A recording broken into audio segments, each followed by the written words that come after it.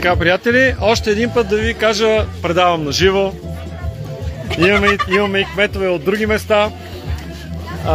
Ето какво се случва тук. Имаме почерпка от Трите гозби. Ето го и самия боб. Хората са изключително възхитени. Тук имаме тиква, която е с плънка с месо. Там ни е вип ложата. Масите са пълни, пръщат. Гости са доволни, нахранени. След малко започваме хората. Така че има още храна. Ето Вики си похапва. Така тече гласуването. Както виждам, вече започва да има лидери. Ще видим след малко. Ще има гласуване с изненади много от Трите гозби.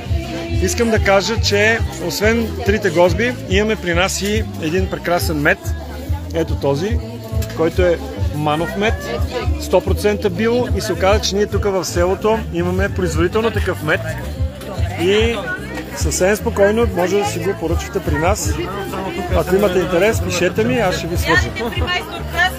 А нека да ви покажа какво ни подариха пак от Трите гозби. Вече Краси се здоби и с професионална престилка, даже ето е Краси. Сега, искам само да ви кажа, че това е опция. Ето го боба.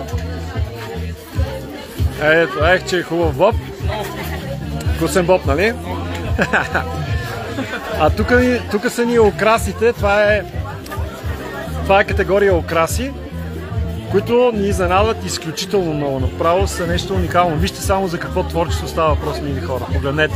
Погледнете каква е есен, каква красота има при нас. При нас в Иваняне има всичко най-красиво. Масите ги виждаме. Снимай с апарата, снимай.